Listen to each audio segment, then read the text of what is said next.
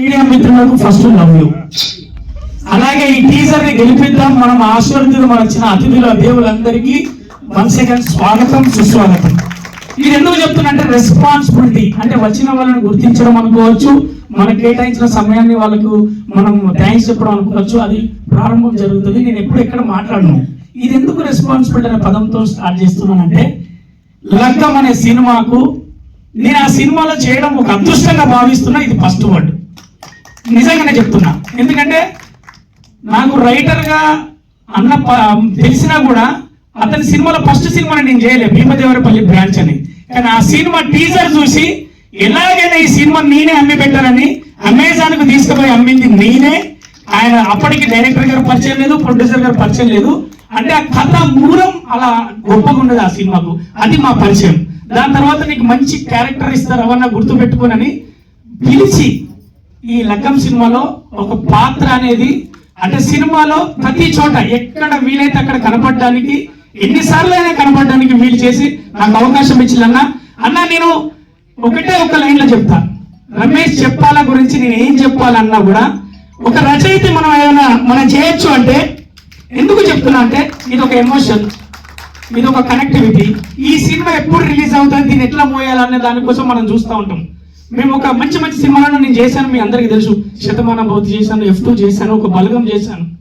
తర్వాత ఈ లగ్గం అనే సినిమాలో ఇక్కడ కనపడ్డ రోహిణమ్మ ఉన్నారు కదా, ప్రతి మేనత్త అయ్యో ప్రతి మేనత్త మనసు కనపడుతుంది, ప్రతి మేనత్త క్యారెక్టర్ కనపడుతుంది రోహిణమ్మలో. ఇది ఫిక్స్.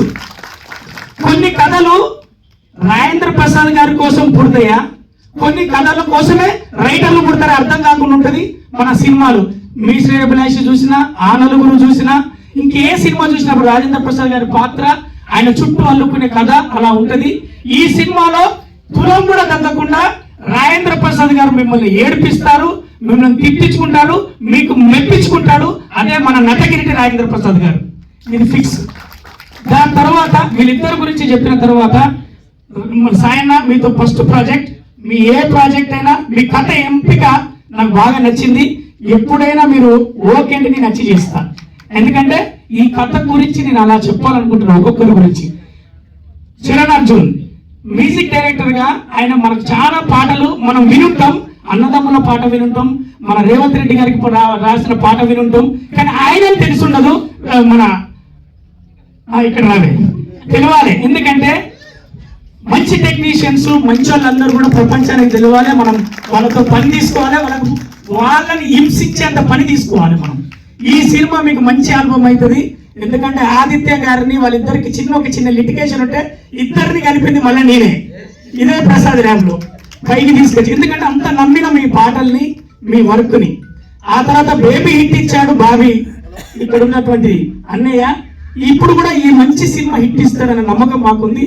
మాతో పని అలా ఫాస్ట్ గా తీసుకున్నారు. రెండోది ఏంటంటే రమేష్ చెప్పాల గారు ఇలా ఒక్కొక్కరి గురించి చెప్పుకుంటూ పోతే టీజర్ కే ఇంత చెప్తే ఎలా అని మీరు కనిపిస్తుంది.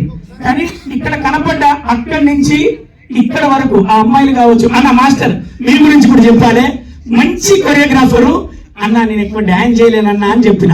ఎందుకు అన్నాడు, కమాన్ పట్టీలు గట్టిగా లేవని చెప్పిన. డాన్స్ రాదని చెప్పిన, కమాన్ పట్టీలు గట్టిగా లేవని చెప్పగానే నువ్వు డాన్స్ చేసినట్టే ఉంటది, నువ్వు డాన్స్ చేసినావని అందరూ చెప్తారు, కానీ డాన్స్ చేయించి అమ్మతోడు అన్నాడు. అలాగే చేయించిండు. లవ్ యూ అన్న.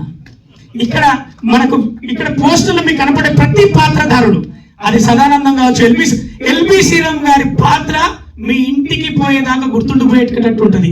నేను ఎందుకు చెప్తున్నా అంటే అన్న రచనలు అలా రాశారు, పాత్రలు అలా డిజైన్ చేశారు.